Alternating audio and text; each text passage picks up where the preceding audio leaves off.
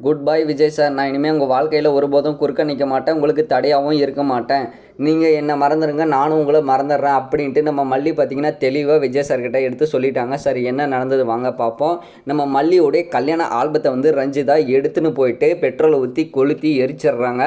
அந்த ஒரு தருணத்தில் பார்த்திங்கன்னா மல்லி ரொம்பவுமே மிகப்பெரிய ஒரு முடிவை எடுத்திருக்காங்க. அந்த முடிவு என்னன்னு பார்த்தீங்கன்னா, நம்ம விஜய் சாரை விட்டு கம்ப்ளீட்டாக பிரிஞ்சிடுற மாதிரி ஒரு முடிவு எடுத்துட்டாங்க. இந்த முடிவு வந்து உண்மைதாங்க. உடனே நம்ம மல்லி போயிட்டு விஜய் சார்கிட்ட, உங்களுக்கும் எனக்கும் ஒரு ஒட்டம் இல்லை, உறவும் இல்லை, நீங்கள் இனிமேல் என் வாழ்க்கையில் குறுக்க வராதீங்க, நானும் உன் வாழ்க்கையில் குறுக்க வரதில்லை, நீங்கள் என்னை மறந்துடுங்க, நானும் உன்னை மறந்துடுறேன் அப்படின்ட்டு நம்ம மல்லி அதிரடியான முடிவை வந்து விஜய் சார்கிட்ட ஓப்பனாக சொல்லிடுறாங்க. உடனே நம்ம விஜய் ஏன் என்ன ஆச்சு அப்படின்ட்டு நம்ம மல்லிக்கிட்ட கேட்குறாங்க. நம்ம மல்லி வந்து என்ன சொல்கிறாங்கன்னா, எப்போ நீ அந்த கல்யாண ஆல்பத்தை வந்து எரிச்சியோ அப்போ உனக்கும் இருந்த ஒட்டம் உறவும் அன்னையோட முடிஞ்சு. 1000 பிரச்சனை இருந்தாலும் நீ கல்யாண ஆல்பத்தை வந்து எரிச்சிருக்கக்கூடாது அப்படின்ட்டு நம்ம மல்லி அப்படியே கதறலாக ரொம்ப சத்தமாக சொல்கிறாங்க. அதை கேட்ட விஜய் வந்து ஆடி போயிட்டார், அப்படியே ஷாக்காகி நிற்கிறாரு மரம் மாதிரி. உடனே நம்ம விஜய் வந்து என்ன நினைக்கிறாருன்னா, மனசுக்குள்ளே அர்ஜென்ட்டு பட்டு கோவத்தில் மல்லியோடைய கல்யாண ஆல்பத்தை வந்து எரிச்சிட்டுனே, மல்லியும் திட்டிட்டுனே, நம்ம கோவத்தை வந்து இனிமேல் கட்டுப்படுத்தணும், கோவத்தால் தான் நிறைய பிரச்சனையே வருது அப்படின்ட்டு இந்த பிரச்சனை மூலமாக நம்ம விஜய்க்கு நிறைய சிந்தனைகள் தோணுது. அந்த ஒரு தருணத்தில் பார்த்தீங்கன்னா விஜய் வந்து என்ன சொல்கிறாரு, சாரி மல்லி, நடந்து போச்சு, என்னை மன்னிச்சிக்காமா, இனிமேல் இந்த மாதிரி ஒரு பிரச்சனை சத்தியமாக நடக்காது, நடந்துச்சுன்னா நான் பொறுப்பு ஏற்றுக்கிறேன் அப்படின்ட்டு நம்ம விஜய் சார் வந்து மல்லிக்கிட்ட ஒரு சாரி கேட்குறாங்க. மல்லி வந்து என்ன சொல்கிறாங்கன்னா, இந்த மாதிரி 100 பிரச்சனை நடந்துச்சு, 100 பிரச்சனையும் இதே மாதிரி தான் சொன்னேன், நானும் பொறுத்து போயின்னு இருந்தேன். ஆனால் இந்த ஒரு தருணத்தில் நான் இதை மன்னிக்கவே மாட்டேன், சத்தியமாக மன்னிக்கவே முடியாது. என் தாலி மாதிரி நினச்சிருந்தேன் அந்த கல்யாண ஆல்பத்தை, நீ அதவி எரிச்சிட்டே, அப்போ என் தாலியை எரிச்ச மாதிரி தானே அது.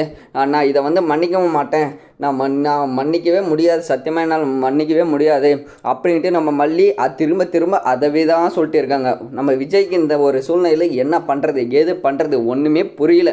அந்த ஒரு தருணத்தில் பார்த்தீங்கன்னா ராஜேஸ்வரிக்கு இந்த ஒரு விஷயம் தெரியாது. இப்போ இங்கே மல்லிகரும் விஜய் சாருக்கும் இந்த மாதிரி பிரச்சனை படுகிறது நம்ம ராஜேஸ்வரிக்கு வந்து தெரியவே தெரியாது. அந்த ஒரு தருணத்தில் பார்த்தீங்கன்னா விஜய் சார் வந்து உடனே நம்ம மல்லியோட அண்ணாவுக்கு பாபுக்கு ஃபோன் பண்ணுறாரு. அண்ணா, இது மாதிரி தான் மல்லி வந்து ஒட்டும் இல்லை உறவும் இல்லை, நான் இனிமேல் மறந்துடுறேன், நீங்களும் என்ன மறந்துடுங்க அப்படின்னு சொல்லிட்டு சொல்கிறான்னா, என்ன பண்ணுறது ஏதை பண்ணுறது எனக்கு ஒன்றும் தெரிலண்ணா அப்படின்ட்டு நம்ம பாபுக்கு நம்ம விஜய் சார் ஃபோன் பண்ணி சொல்கிறாரு.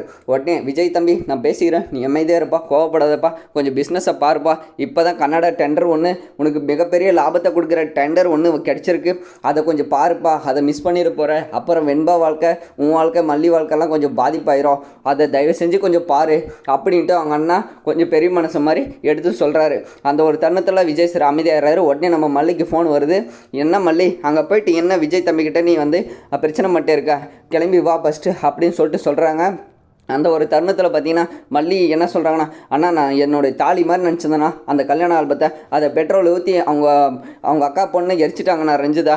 இந்த ஒரு இன்சிடெண்ட்டை வந்து இந்த ஒரு சம்பவத்தை வந்து நான் எப்படி மறக்கிறது மன்னிக்கிறது, நீங்களே சொல்லுங்கள் அப்படின்ட்டு சொல்கிற போது, 1000 தான் இருந்தாலும் நம்ம பேசி தீர்த்துக்கலாமா, பேசினாலே எல்லா பிரச்சனையும் தீர்ந்துருமா, நீ வீண் வேஸ்ட் அங்கே பிரச்சனை பண்ணிட்டு இருக்காத, வந்துருமா, தயவு செஞ்சு வந்துருமா அப்படின்ட்டு அவங்க அண்ணா பெரிய மனசு மாதிரி எடுத்து சொல்கிறாரு. அந்த ஒரு தருணத்தில் பார்த்தீங்கன்னா அவங்க அண்ணா மதிப்பு மரியாதை கொடுத்து மல்லி வந்து அந்த இடத்த விட்டுட்டு வீட்டுக்கு கிளம்புறாங்க. அடுத்து என்ன நடக்க போகுதுன்னா, மிகப்பெரிய ஒரு பிரச்சனை நடக்க போகுது. நெக்ஸ்ட் ப்ரோமோக்காக சப்ஸ்கிரைப் பண்ணி